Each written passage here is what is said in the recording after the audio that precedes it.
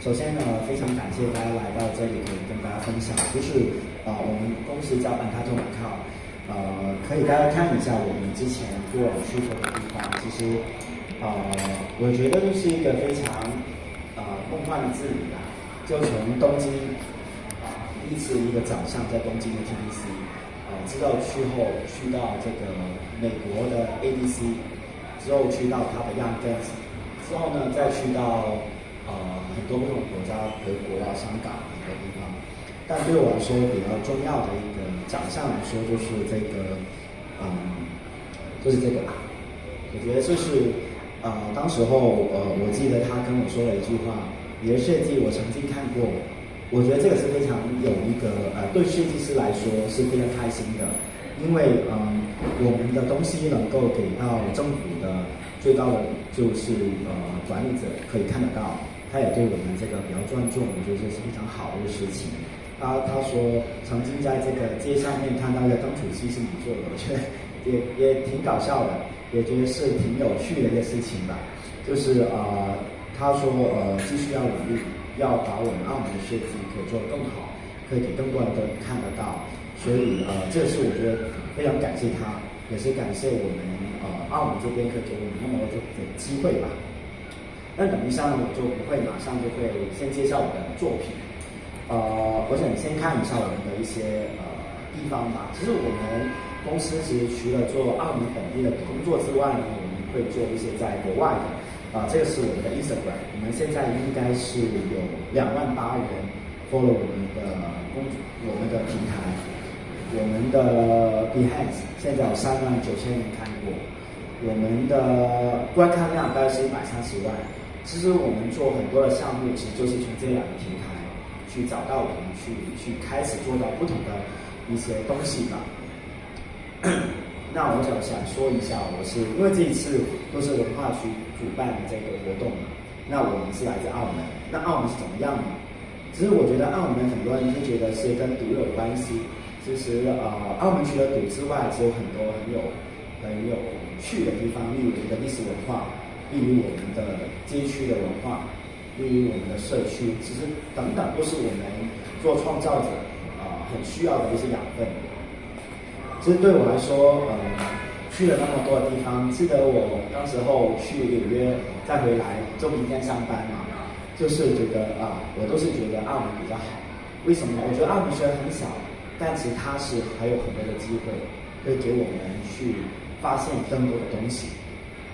之后呢，我想其实我记得应该我在2017年的时候来过一次的，可能人不一样，就是当时候是1年1世界，我也有点就觉得时间非常快，非常快，非常快，到现在我已经过去了应该是5年还是6年、7年对吧？7年的时间，这个东西呢，我7年前也有分享过。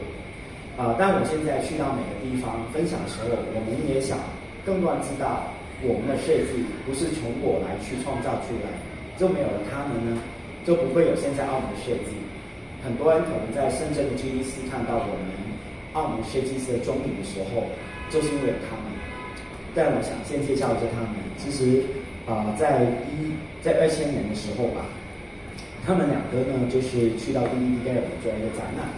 但其实我觉得是非常困难的。当时候，可能是有香港但澳门就只有这2位设计师去。但当时候我们中国内地也没有设计师去到 DDD Gallery。DDD Gallery 差不多都是非常顶级的一个设计的一个比赛或者是一个 gallery。所以他们2个是谁呢？这张图片我是找了很久，就找到他们年轻的时候。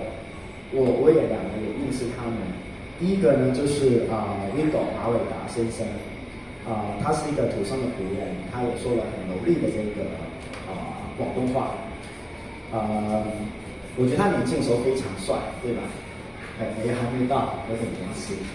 我觉得非常帅的一个人，他常跟我分享他的一些以前的经历，去不同地方玩就是晚上也不睡着等等。我觉得其实我觉得设计师其实也不是一定是非常成分也有很多的状态。之后一位呢就是吴威明，叫吴威明老师，他以前是我们文化局的局长，其实当时候他为我们的文化界，为我们设计师创造了很多机会，所以呢我每次都希望每个人都可以能再知道一下他们，其实他们对我们来说是非常重要的。乐团刚刚有一个词，这个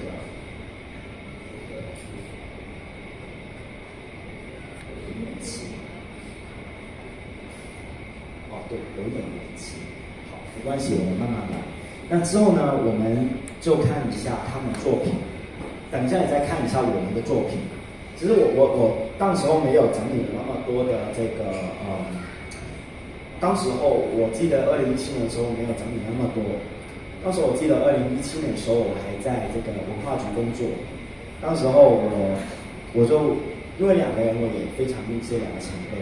第一个，我非常喜欢他的设计，他就是马伟达先生，他的东西是非常具有自己的个人风格，非常具有艺术性，所以很多人会看到澳门设计很具有艺术的感觉，这个就是我们，你会看到他的东西很有葡国特色，但你在葡国可能未必会看到这种风格，我觉得这一种就是他自己慢慢沉淀出来的一种视觉风格出来。之后呢？一位设计师，我非常喜欢他的作品，就是吴威明老师啦，就是他是我们前局长，就是文化局局长。那他的作品，你现在看，我觉得也是跟现在什么说的什么很流行的什么360的风格也好，等等也好，我觉得他们的设计是非常好看。那么排版结构、用色、用途等等，就是我觉得好的设计是不会给时代会冲走的。为什么呢？就是它东西是会很久，就是这样子。你现在看都非常有味，它就是非常有一种中国特色的感觉。所以你会看到他们两个是很有一种不一样的一种状态。其实它就是慢慢形成我们澳门的一种设计风格、设计元素。之后呢，我想分享一下，都是在因为这次是文化局的主场，我想分享一下给大家。其实这个是我在哪里找到呢？就是当时候我在文化局的时候，我记得有一次我们做音乐节、艺术节，他们一定会有一幅东西给我们看，你看一下我们这件事怎么做。等我们知道，我们的背景怎么样，我们的视觉元素是怎么样，怎么做到我们的品牌感觉。其实对我来说，我为什么去做设计呢？其实因为有一个海报，我才会做设计。就是这一张，到现在来说，我也是非常喜欢他的设计。他就是澳门那个很有名的设计师叫洪俊业，他是非常厉害。你看这个海报是2009年，距离现在大约差不多都有20年了。20年前的作品能够做成这样子，如果你现在拿去360也好，拿去 ADC 也好等等，这个作品完全是没有过时的。当时候也没有说什么3D 什么，20年前，你想象是20年前的东西，我觉得它是非常厉害的一个设计师，非常前见性的。所以你会看到从艺术性到不同的风格出来，最后到 TV 赛的感觉，都是有他们很有独特的这种味道在里面。之后我就是这个会比较齐全一点，这个是澳门的音乐节，从第一届很有艺术的感觉，慢慢到好像很做生活的感觉，有尝试过不同的尝试。我想这些应该是我们叫它无声，应该是无声做的这些感觉。因为你如果是要找一个设计师做，一定做不到这样的感觉，对吧？这个一定要很有这一个文化的背景、艺术性的这个态度，才能够做出来。你看这一幅画，如果你去抄它，是一定抄不到吧？如果你抄它，你就真的 copy 了，对吧？所以你会看到一个的，就是我们的回忆啦。就你看到这音乐节，你看到每一幅，其实现在都不会非常的过时。这个都是洪俊业老师做的，但他的东西也是非常厉害。这个都是在2019年，对吧？你看这个作品，它就是用音乐的一块块压缩，然后变成一个图形，我觉得是非常厉害的。现在想就是他怎么会想到这样子？当时也没有什么 3D 啊，也没有什么。我听他说，他是用一张张 Photoshop 去压，所以他这个档案应该很大。当时候的电脑，所以看到我觉得他最厉害的地方是哪里呢？从这个结构的方法变成平面，变成字体，变成不同的。你会看到他是，我觉得他厉害的地方，他每一年的主题都一样。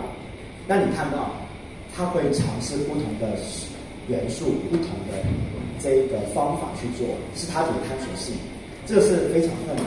他保持住这个高度，也保持住他的创新度在里面。所以呢，这个是我们澳门设计的一些历史吧，我觉得是非常好的一个背景。所以这些都是在文化局出来。以前我记得有些设计师说，如果要做好的设计，一定要去澳门艺术博物馆跟去文化局这两个地方是可以。只是如果你现在看很多好的设计师都在文化局出来的，好像我们的曲比赛就是 Lolo 跟阿 Man， 还有黄君业，还有就是周巧良先生，他们其实全部都在里面，还有很多啦，我没有办法全部说出来，就是这个就是我们的一些背景。所以如果没有他之前那么大胆做设计，可能我们现在我们怎么可以做到不同的东西出来呢？就非常难。所以我就记得我在5年前的时候，我就自己独立，6年前吧，6、7年前我自己独立做自己的工作室。我觉得在一个数字圈里面，你可以不仅做同样的东西，但你会让我想我的人生可以走得更不一样，可以尝试不同类型的东西。就从这里开始。我记得我第一个项目就在第一个外地的项目，应该就在深圳。对啊，当时候觉得很特别嘛，就是来到深圳做很多东西。之前我跟深圳非常渊源，我就是从10多年前的时候参加生平节的 GDC Award， 当时候我来了2次提名奖。对，当时我很开心的，当时候全部最优秀的设计师就在这边。我就希望未来我也可以跟他们一样。当时我给自己的一个命题，到过了一段时间，就慢慢开始做我的东西，也应是他们。我觉得深圳有一点非常好，就是他们的包容性非常好，就是他们也可能不认识我，但我是从澳门来，他们也会对我非常好，就会说，轩仔有什么能够跟你说，怎么能够令你更好。我觉得这个是很难得的，因为我们广东话有一句叫做三搞五成长，对不对？也不认识你，为什么他要跟你说那么多呢？对吧？所以我也很感谢他们吧。所以我东西我就从这个作品开始。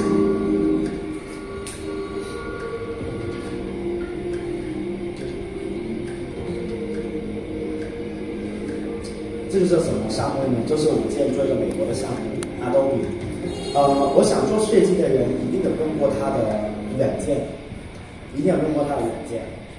所以当时我做的时候，我觉得非常特别。他发了一个电邮给我说，能不能帮我设计一个画面，也是艺术家的身份。所以当时我记得很多我很喜欢的外国设计师发给我说，我在这个弹窗看到你的东西，因为上面写出你的名字。我觉得这个是我第一个打开我从澳门去到美国的一个项目。之后我们就做了苹果，但苹果的东西我不能放出来给大家看。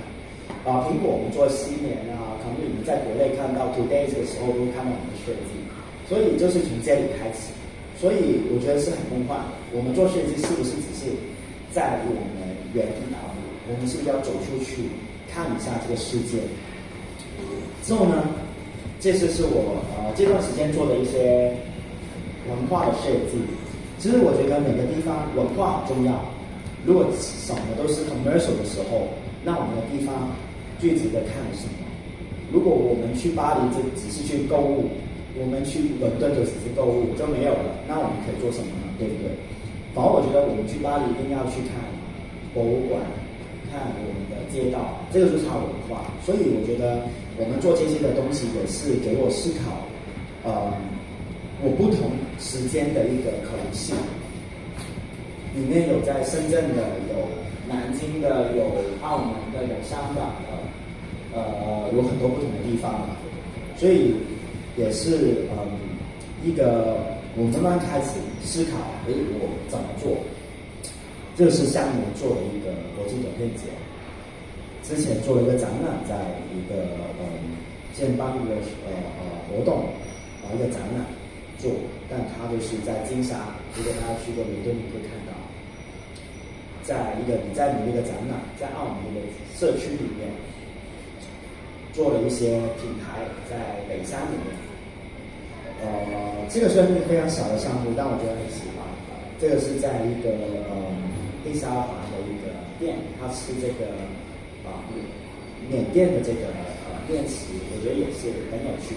其实我们就是不停的思考设计的可能性，怎么去改变到一些人去看设计，或者是他怎么去了解设计这个东西。那我就再说一下一点点东西，就是我先说一些我在澳门做的东西吧。澳门其实就是我们就先介绍一个在澳门乐团。当时候呢，澳门乐团其实距离现在应该有35年到36年，它是澳门最早的一个私乐的一个乐团。当时我做的时候，以前都是很多都是文化去做，但现在它已经出来这个私人公司。我们在想，其实就给了他一句话，都是跨越未知，未来不会有人知道它怎么样的。就想，其实音乐是怎么样的？音乐就是台上的这个指挥，这指挥就会引领下面每个人的一个旋律，不同人的组合是怎么样，怎么去，每个都是很整齐出来的。之后我就发现。有点延迟了，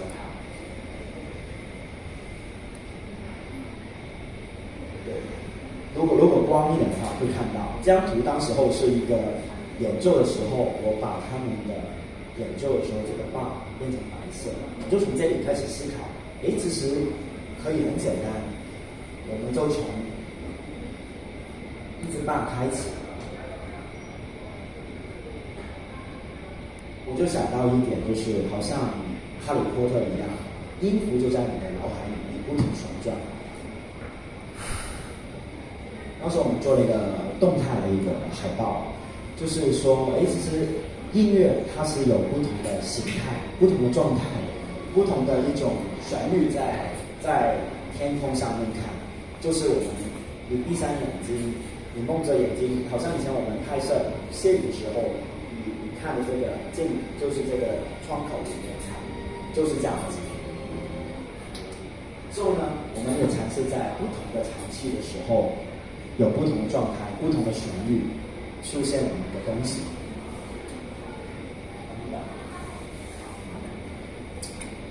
之后呢，我想快速的说一些澳门的一点东西，就是澳门的 Dino Burger， 可能大家小红书都会看得到这个汉堡。当时候呢，我收到他的主题就是诸尔斯世界，我觉得非常难做，诸尔斯世界怎么做？对吧？当时候他要给我看一张这样的图片，就觉得挺有趣，怎么把汉堡做这样子？然后我就在这张图片里面看到这个恐龙，就觉得就里面有个丁龙的字。之后我们就以恐龙为主题做整个视觉。所以我们在思考，此时为什么你汉堡一定要有汉堡放出来？我记得应该是4、5年前吧，应该是5年前，像是一个女生这个女生刚刚毕业，应该是20多岁，她跟我说做的品牌，我觉得挺惊讶的。女生怎么去做一个汉堡？我不是说女生不行，但我觉得很油烟，我自己也觉得很难搞吧。我觉得我是有点洁癖的，我觉得我很油整个事情。但我觉得他也敢做的时候，我觉得就是他希望打破常规去做，好像恐龙一样，我们用一个来一场不险记录的感觉去做。当时候他跟我说，他以前是学习这个蛋糕，但现在他想做河流的汉堡。这个是他的店。当时候他说了一句话，就是 "Dino never go"， 就是好像年轻人，我们永远不会认输的，这个才是年轻人的一种状态。就很多人很喜欢他这个标语。这是他汉堡。当时候在澳门，卖个汉堡，他卖加起来那是100多块，一个套餐是很贵了，外卖也没有什么，我觉得他是很厉害的，他也敢做。我觉得100多块怎么可能买啊，对吧？当时候5年前，非常难。他要包这个包很麻烦，又怎么包，就汉堡都塞进去就算了，对吧？他就叫他员工每一个这样做，他对每个视觉也是很注重。那时候他也挺惊讶，哇，我们的汉堡店一个汉堡也没有。我说为什么汉堡店没有汉堡？你就拿着汉堡了吧，可以尝试一下。这个就是我们要打破我们的掌柜。当时候就是这个现场，我记得当时候他们很开心，就说有一个，其实我也不太懂这个韩星啊，就是一个韩国的明星，这个团体叫 Seventeen， 有一个人就在Dino， 他就在这个 Instagram 就拍了一张他跟他的合照，但本身他要排队啊，都要一个汉堡大概等半个小时啊，但从这个 Dino 之后，你看这个图片。我记得他们跟我说，当时候政府说，有某美食品牌，某品牌某餐厅，就是太多人了挡住路，我觉得挺开心的。就是如果一个年轻人能够做到这样子，我觉得可以替他非常开心的。你看到这个，从头到尾，其实最难排队以前是4年，几年就投诉，就投诉他们说，他们的人挡住他的进去在门口，那旁边这个更惨。他们那个更惨，但我觉得就是设计，就是有这个可能性，就是你有没有够胆去做，所以就是我们就在思考品牌的定位是怎么样。之后呢，他做完这个之后，我们就想，他们就上一年吧，就想做个新的品牌，叫 Dino Kido。什么是 Kido 呢？就是他想帮每个我们现在上班的人找回童年的乐趣。我想到童年是怎么样的，我想到就是一个儿童餐，就是每个小孩一定喜欢吃麦当劳，对吧？也想到他的朋友是怎么样的，好像这个麦当劳吉祥物现在可能很少见到他们，那这个就是我们的回忆吧。就我想，Dino 的朋友是什么？ Dino 的朋友是谁？就是他们，全部都是古世纪慢慢到现在的人，现在的动物。所以呢，我在想，其实他跟我说一句是挺揪心的。他说，在我们现在工作，每个人都很大压力，也没有办法去休息。我们能不能就是吃这个餐的时候，可以回去童年的时候，开心的一种状态？我觉得这个也是非常好的一个 idea。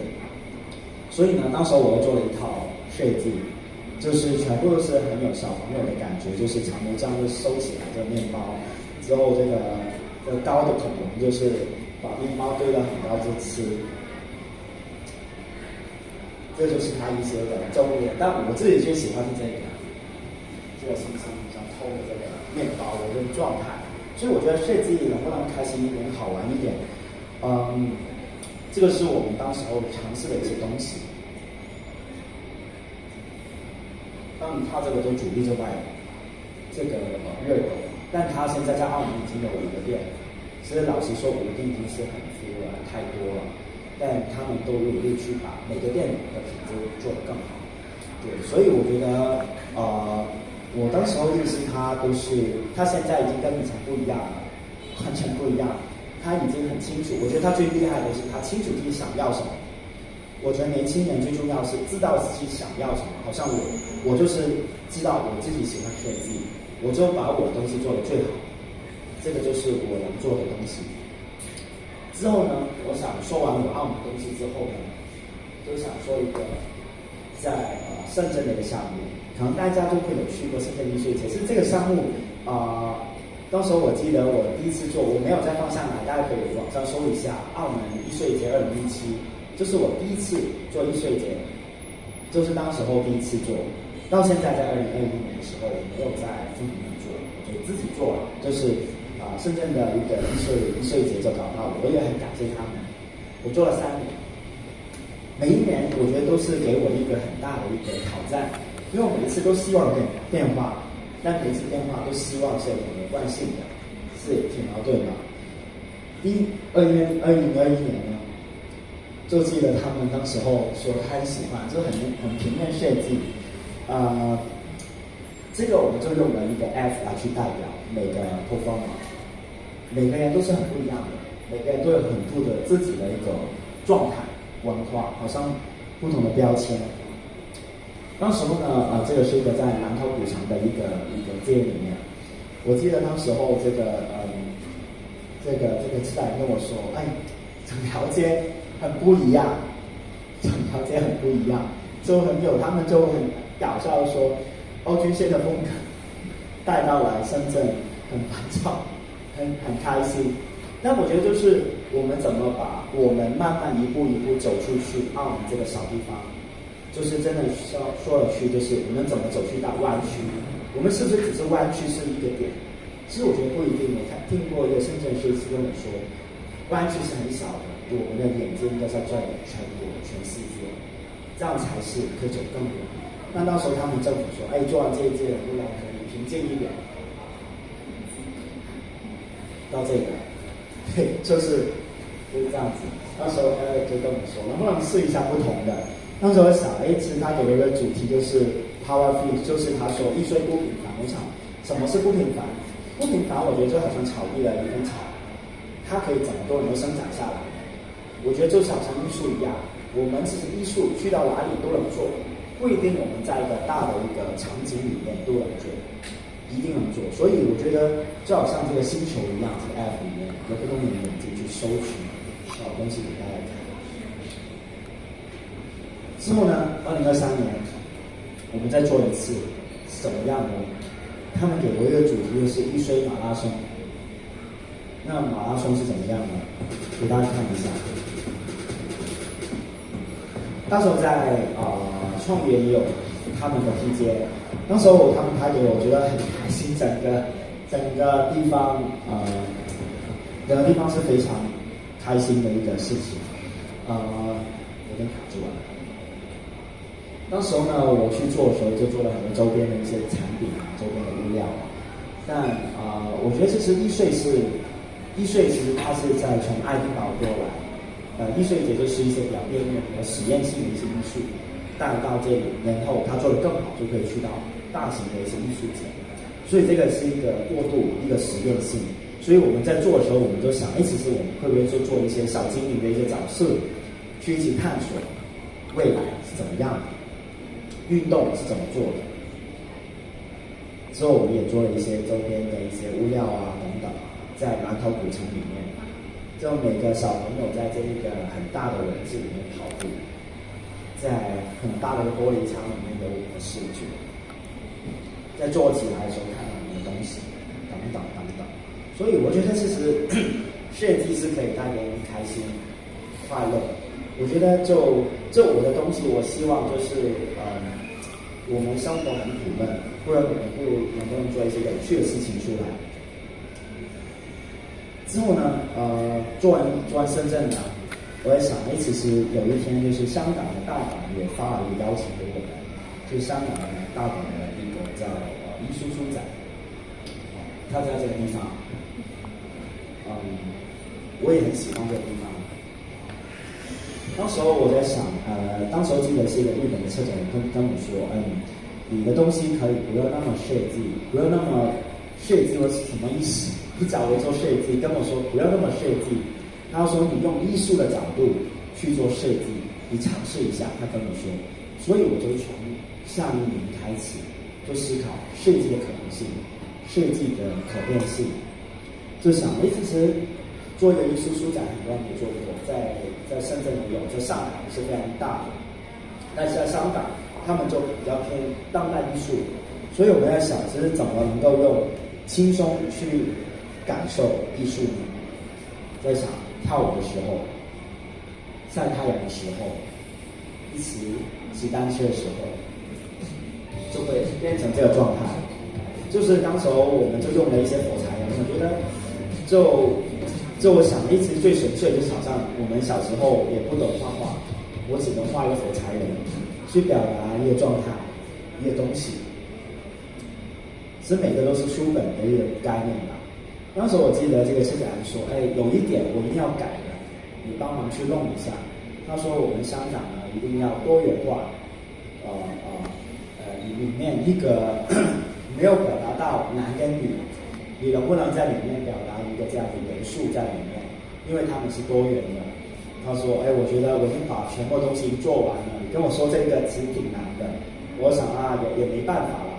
我最后呢，就只用最常用的方法，就帮他加一条裤子，加一个裙，加一个边，就是他们就是一种男女生。他说，这个就够了，有就好了。所以其实我觉得，我们设计师跟客户最重要是沟通。其实他们也有困难，你也有困难，怎么去解决这个问题也是我们最重要的一环。之后呢，他们的东西在整个中环里面也会看到。当时我记得有一个香港设计说，其实在他们香港其实比很丰富的东西，颜色的东西是比较少的，所以他说，你们的颜色又来到我们这边了。那时候大阪的一些场景，一些老人家也来。他当时跟我说一句，我也不相信。他说，我说你要不要吸引更多人？他说不需要，你不需要帮我吸引更多人。我说挺搞笑，不需要吸引人，我都是第一次听。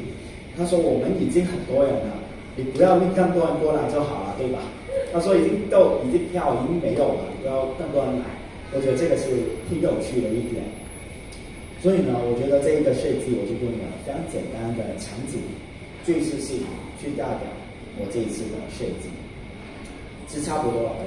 我最后也有2个东西，这个对我来说是非常重要的项目，就是在西安的项目，在它叫做关中网吧艺术节。当时候呢，我记得他是新年应该是上一年年底的时候找我。他说应该是今年年头，他就找我说，我有一个项目想找你，但在一个川里面有没有兴趣做这个事情？我说好啊，我很想去感受一下，但我也没有去过龙川。龙川是什么东西？我也不知道，会不会是很脏的？会不会是很原始的？会不会是怎么样的？我也觉得有点迷茫。我觉得我很恐怖。但西安我只去了1次，当时我应该是一个工作坊，我只去了3天。第一天下飞机，找完做就看一下东西，第2天早上就回澳门，就很短时间。我也没有去过兵马俑，我没有去过这个看这个陕西博物馆，我只去过他们的这个学校，就觉得其实怎么样我也很迷糊。但我第一次去的时候，我觉得非常特别。我定了一个命题给他的是龙圈的文化。龙圈的文化是怎么样的？我当时候就看到就是当时候他发一个图片给我，这个就是在这个叫做蔡家坡的地方。我觉得很漂亮，很自然的感觉。会怎么样呢？当时候我去的时候，我觉得这里完全不像一个完全不是我想象的感觉。原来他们做6件，不同的艺术家、建筑师、设计师在里面。做了很多一件又一件的艺术作品，给到这个当地的居民、大众，还有就是一些旅客能看到。他们当地呢，比较我们就是小麦跟葡萄。当时这张图片是我新年的时候去的一个场景。当时我记得这个当时这个找我的人叫薛老师，他是西安颁那个奖给他。就叫什么西安好人，周围都看到他图片，就觉得很特别。他就是帮助西安的人，什么都知道他，大大小小要建个房子要做什么都找他，就觉得他挺伟大的。他为一个川里面做贡献，他可能也没有很多钱，但他就是希望改变这个地方，所以我挺佩服他。当时候我说，当时候是大年初一，我说我最近时间比较忙能不能大年初一去找你？他说这样子。他说好你就来吧，我就叫我家人就在西安待着就好。就我就跟他在新年的时候站在中间，对人这张图片是我拍的，这些人4面8方走过来，就是在表演，这个全部都是我自己拍的，我用 iPhone 拍的。我第一次看到，哇，原来龙圈是我想象不到的一种状态，有些很传统。他说这些好像没有跟大家一样，他说这些的表演者全都是圈里，他们每一次就会过来去分享的，就是想表演，就会拿奖。之后呢，我就吃了一顿饭，我觉得在西安什么都是辣的，就什么都是面的，我最吃不惯就是那个泡馍，对，泡馍我觉得现在挺难搞的，就是我们澳门不会把面包蘸在这个羊汤里面，我也第一次尝，但我觉得我觉得这个面也挺好吃，但它没有肉，就全都是面，全都是碳水，但我觉得是挺特别，就好像他们月经一样。所以呢，我看完这些东西之后呢，他带了我看一个很传统的一个东西，就是一个艺术，就是龙画。那时候呢，我进去的这个博物馆，我看了2个小时。他说，一般人看1个小时算了，你看那么久干什么？他一直在门口等我觉得很有趣。以前的我呢，我觉得这些太老了。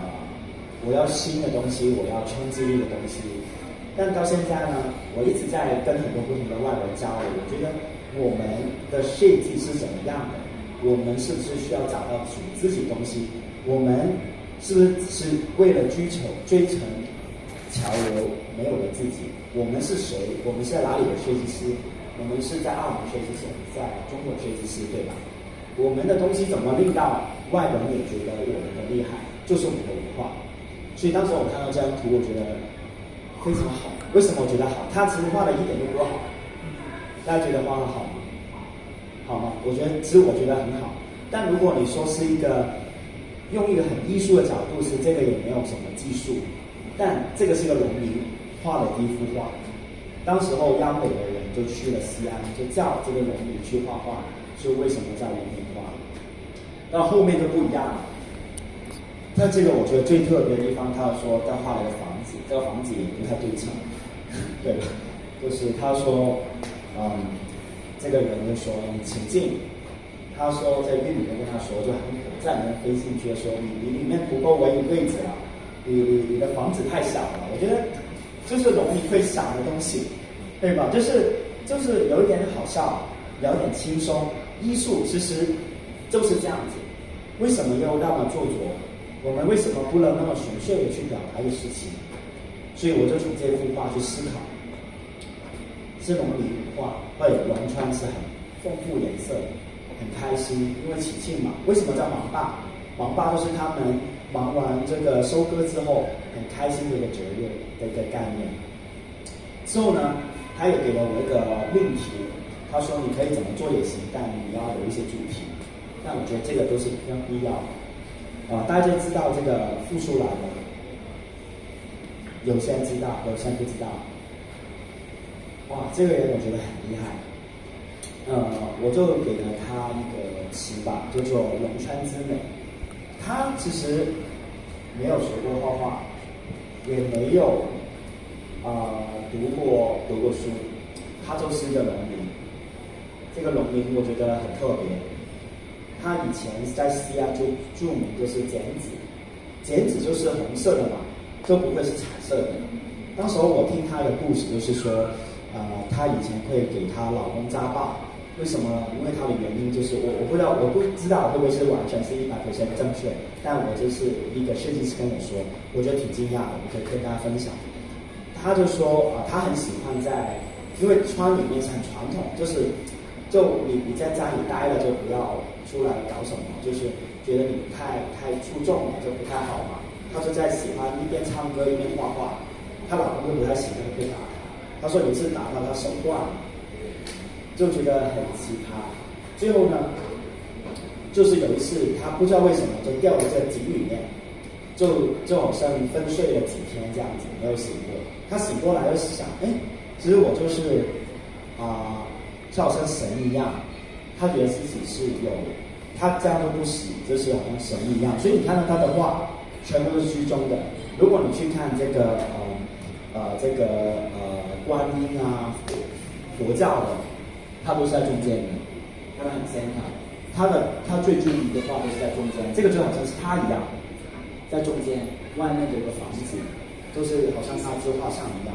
其实我觉得这个是非常特别，非常有他自己个性，从红色变到彩色。我当时问，他怎么画的这个？他不是画，他每个是用一个个剪出来，然后一个个这样。我问他，哇，那么他一幅画可能有几千个？但我问他，其实先剪好再编。他说不是啊，他没有草图，他只是在脑海里面一边编一边编。我觉得是非常非常厉害的一个艺术家，也是非常传奇的一个人。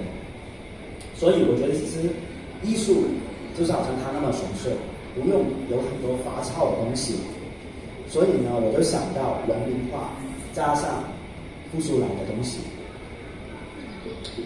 我给一条影片给大家看，就等大家感受一下这个项目。当时我们就运用了一些复苏兰的东西、颜色等等，就放在我们的设计里面。这个就是崔老师西安好人，他真的在每一个村民的电视机都有播他的这个影片，我觉得会看到第一次看到很搞笑。对，当时我也不懂陕西话是怎么样，他说的普通话也是不是我常听的，我已经是算是好了一些，但就不太跟他聊得到。就是一个非常大型的一个艺术活动，当时开幕我也去了。这些你看到全部都是一些中国的建筑师去帮他们建设出来，给他们，我觉得设计最重要是什么？改善人的生活，人的生活改变了，我们才能够说什么当代艺术，说什么的东西，对吧？如果你生活没有好的话，怎么做？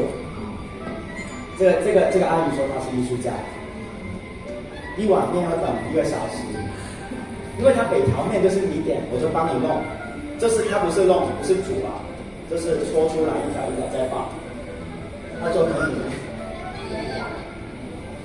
对啊，是我去的时候，他看到年轻人是很开心，说：“你从哪里来？”他说：“你从澳门。”他说：“澳门在哪里？他没去过，他可能也没有他可能只去了西安等等。”这个是大地之母，这个小孩放到了这里。它最美的地方就是在终南山的下面，你看起来就好像一幅画一样。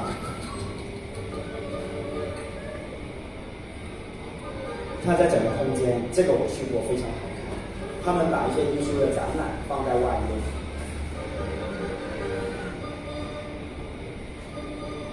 对，就是你会看到很多很大的壁画，但它不是去什么去画一个什么现代，它的画跟它有关系的。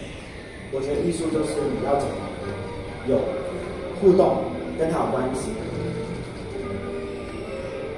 你看到每个阿姨就是很开心的。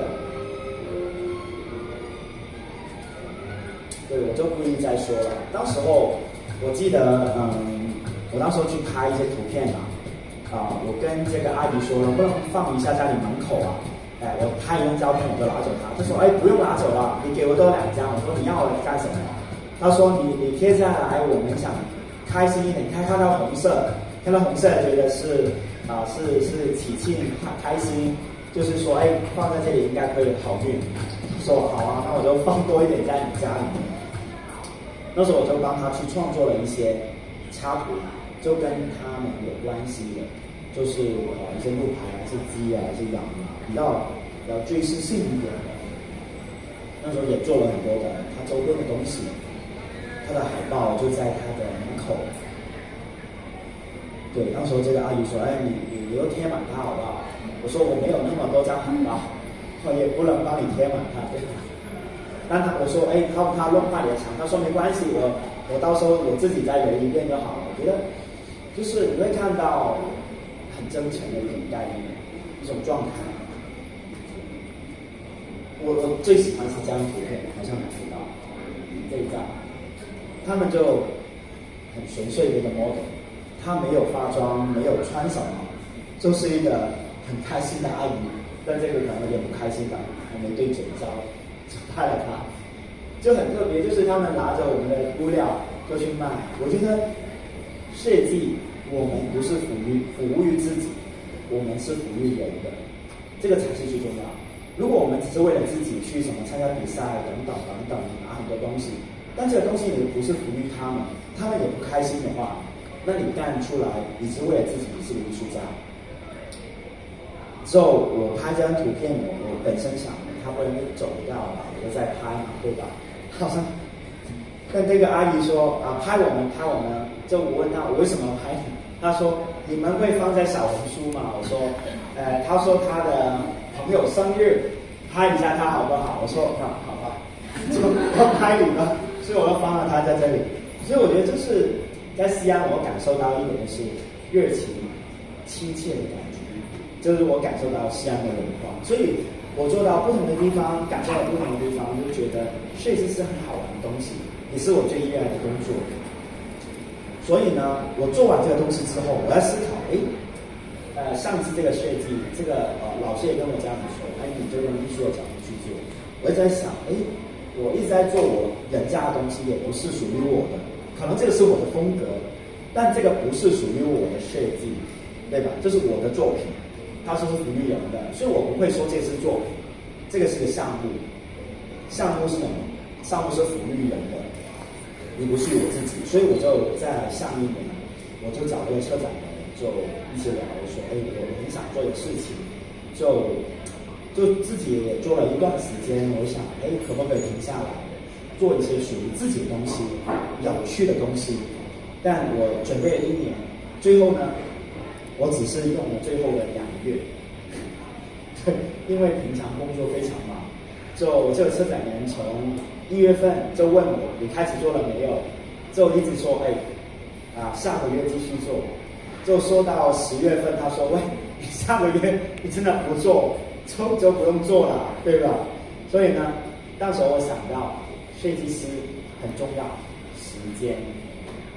但我当时会想，我不想自己一个人做个展览。他说你自己一个人就好了，我觉得自己一个人好像也没有什么好玩的地方。我想到，不如找另外多一个人，我就跟车展人在聊这个事情。车展人都帮我想了一个地方，就是说，不如就找刚你看到Playtime游戏时间。那时间在我们设计师里面，我们是很碎片化的。我们每天工作的时间，我想每个人都一样。我们工作时间都是有8个小时，有些时候是10个小时。你可以睡着时间可能都8个小时。你如果真的想创作，可能要看你自己，可能是周末。所以我觉得，在我来说，这个是碎片化的时间。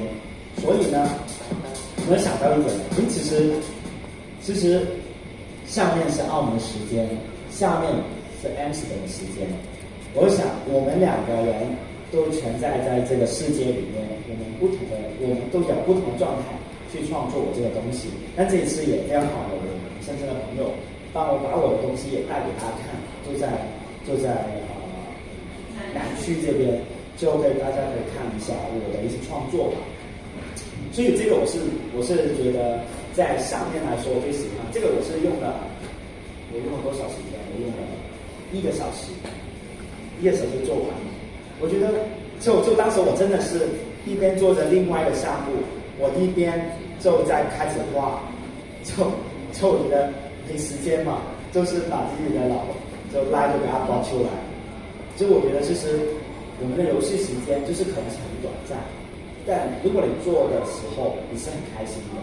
所以我也希望每个人在做，如果是创意人的话，也可以在你有时间的时间，或者你挤出一些时间去做创作。很多人说没有时间做创作，但没有时间做创作是你自己的理由，但你也可以做到不同的东西。所以呢，我在这个里面最后一个，我也知道超时了，我说了一点点这个我当时的概念就是有落差。当时我想，其实能不能创作的时候好像积木一样，因为我的风格很多时候都是一些几何的图形。我一直在想，有些我就也都是很沉闷啊，全都是正方形、圆形、三角形，会不会有别的东西呀？好像很闷。我想到，其实我这在想，我是什么？我就很喜欢几何简洁的东西。我想到积木，小时候玩的东西，我也想到我小时候最开心、最纯粹什么？这个是八佰伴，就是我们以前一个我们澳门长大的人一定会记得这个地方，就是我们小时候会玩什么马、什么泡圈啊、游戏啊等等。这是我想象，我觉得最轻松的一个过程。我在想，其实跟观众有点不一样，我就更纯粹了。因为当时候我在做的时候，一直没有很纯粹，就是很硬去做我的事情，所以我就用了很多例如打鼓啊，例如我的就是那个小鸟在飞镖的感觉，其实捞金鱼啊等等等等。所以呢，在思考最后，我想到刚刚是平面的，我就做了另外一个，就是把我每个元素拆开，编成了一个积木。每个人，这个是个小朋友帮我弄的，虽然这个是个实验，但我觉得其实小朋友的这个思考非常纯粹，他可以把不同的东西创造不同的内容，就好像这样子。